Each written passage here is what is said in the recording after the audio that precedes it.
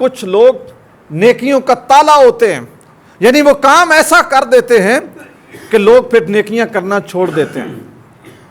وہ نیکیوں کا تالا کون سے لوگ ہیں؟ نمازی بھی ہوتے ہیں جو نیکیوں کو تالا لگا دیتے ہیں۔ اب ان کے رویے کی وجہ سے کوئی بندہ نمازی نہیں بنتا۔ ایک بندہ آ گیا، اس کے دل میں آیا کہ یار میں کتنا گناہ گار ہوں، میں نے کبھی نماز ہی نہیں پڑھی، میں نے کبھی وضو ہی نہیں کیا، میں نے کبھی روزہ ہی نہیں رکھا۔ اس کے ضمیر نے اسے ملامت کی تو وہ مسجد میں آ گیا۔ اب جب وہ مسجد میں آ گیا، ہمارے نزدیک وہ ڈرائیور قابل رحم ہے جو پہلی دفعہ گاڑی پہ بیٹھا اور اس سے گالی نہیں چڑھائی گئی، تو ہم کہتے ہیں یار کوئی بات نہیں، 2 بار 4 بار 5 بار چلاؤ گے نا تم سیکھ جاؤ گے۔ ہم اس کو تھاپڑا دیتے ہیں، ہم اس کو تھاپڑا دیتے ہیں۔ ہمارے ہاں کوئی زندگی کے کسی شعبے میں کوئی اور بندہ، ایک بندے نے دکان چلائی، روز حساب نہیں کر سکتا، اچھی ڈیلنگ نہیں کر سکتا، ہم کہتے ہیں یار کوئی بات نہیں، ابھی نہیں، مہینے بعد 2 مہینے بعد تم بہت اچھے دکاندار بن جاؤ گے۔ ایک بندے نے کہا کہ میں نے مزدوری کر کے مستری کر کے بیوی بچے پالنے ہیں، وہ لگ گیا، اس سے دیوار ٹیڑھی ہو گئی، اینٹ نہیں صحیح لگی، مسالہ نہیں صحیح بنا، جو بھی سسٹم خراب ہو گیا۔ ہم کہتے ہیں یار کوئی بات نہیں ہے، آپ لگے رہو، 2 مہینے بعد تم بہت اچھے مستری بن جاؤ گے، بہت اچھے لوہار بن جاؤ گے، بہت اچھے ترکھان بن جاؤ گے، بہت اچھے مینیجر بن جاؤ گے، بہت اچھے اکاؤنٹنٹ کیشیئر بن جاؤ گے۔ یعنی جس شعبے میں بھی لوگ آتے ہیں ہم نئے آنے والوں کو ویلکم کرتے ہیں، کہتے ہیں یار کوئی بات نہیں، بندہ سیکھتے سیکھتے سیکھتا ہے۔ لیکن وہی بندہ اللہ کا دین اپنانے کے لیے مسجد میں آتا ہے، اب اسے تو وضو کرنے کا نہیں پتا، اسے بیٹھنے کا نہیں پتا، اسے کھڑا ہونے کا نہیں پتا۔ ان لوگوں کے لیے بلائی کا تالا کون سے لوگ ہوتے ہیں؟ جو ان کے ساتھ کھڑے ہوتے ہیں یا بیٹھے ہوتے ہیں اور اس کو کہتے ہیں تن شرم نہیں آئی ٹوٹی انج کھولی دیے، آ جاندے ہو وضو کرن، وڈے پرہیزگار ویکھو، وڈے نمازی ویکھو، انج کھولی دی ٹوٹی، میرے کپڑے فنا کر چھڈے نہیں۔ وہ بندہ نا ٹھٹھمبر جاتا ہے، وہ کہتا ہے اگر میں باہر چوک میں یا دارے میں ہوں تو وہاں پر بھی یہی لتر کرنا ہوتا ہے، وہ مسجد میں بھی یہی حال ہے۔ لیکن وہ آہستہ آہستہ وضو کر کے بیچارہ آ جاتا ہے مسجد کی نماز تک، مصلی تک۔ اب اسے کھڑا ہونے کا نہیں پتا، اسے نہیں پتا کہ جب سجدے میں جانا ہے تو بازو کھولنے ہیں یا بند کرنے ہیں، ساری غلطیاں اس کو شلوار ٹخنوں سے اوپر کرنے کا نہیں پتا۔ اب جو پکے نمازی ہیں نا، وہ جس طرح سس اپنی نوح کے اوپر پریشر ڈالتی ہے نا، تین گھرے دا نہیں پتا، تین اٹھنے دا نہیں پتا، تین بانے دا نہیں پتا، تین فلانا نہیں پتا، یعنی اس کا ذہن یہ ہوتا ہے کہ میں اس کو پریشرائز کروں اور یہ میری حکومت تسلیم کرے۔ اسی طرح جو پرانا نمازی ہوتا ہے نا، اس کا دل یہ ہوتا ہے کہ یہ نواں آنے والا نمازی مجھے شیخ الاسلام مانے۔ وہ اس کو کہتا ہے اچھا اتنی عمر ہوگی، نماز میں ہاتھ باندھنے کا نہیں پتا، تمہیں رکوع کرنے کا نہیں پتا، صحیح اور نہیں تو تمہیں آرکھ ماروں۔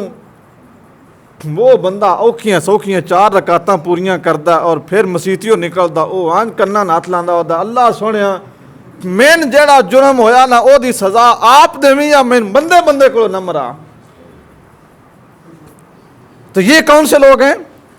یہ وہ لوگ ہیں جو بلائی کا تالا ہوتے ہیں، ان کو دیکھ کے لوگ نیکی کرنا چھوڑ دیتے ہیں۔ تو حضور اکرم صلی اللہ علیہ وآلہ وسلم نے فرمایا کہ کچھ لوگ ان سے بلائیوں کا فیضان جاری ہوتا ہے، اور کچھ لوگ ایسے ہیں کہ جن کے ہاتھوں سے بدکاریوں کی نرسری لگتی ہے۔ اب جو نمازی نہیں بنے گا وہ پھر چور تو بنے گا نا، جو نمازی نہیں بنے گا وہ ڈاکے تو مارے گا نا، جو نمازی نہیں بنے گا وہ جا کے ظلم تو کرے گا نا۔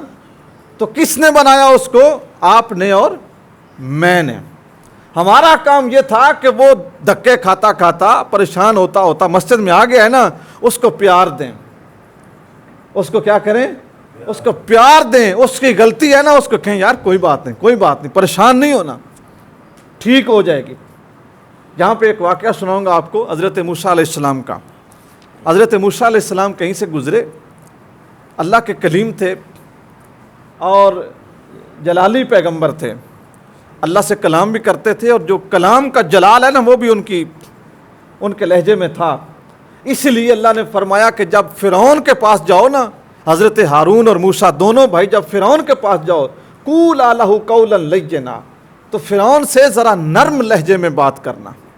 گفتگو کے آداب بھی ہیں کہ جب آپ نے کسی کو کنونس کرنا ہو کسی کو موٹیویٹ کرنا ہو تو نیواں لہجہ، ذرا نرم لہجے میں بات کریں، تو کہا اس سے جا کے نرم لہجے میں بات کرنا۔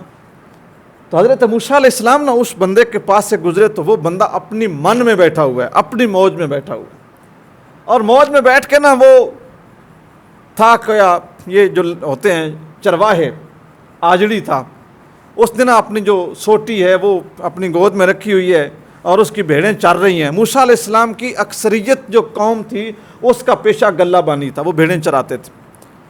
تو یہ بہت بڑا فن تھا، بہت بڑا کاروبار تھا، بزنس تھا وہاں پہ۔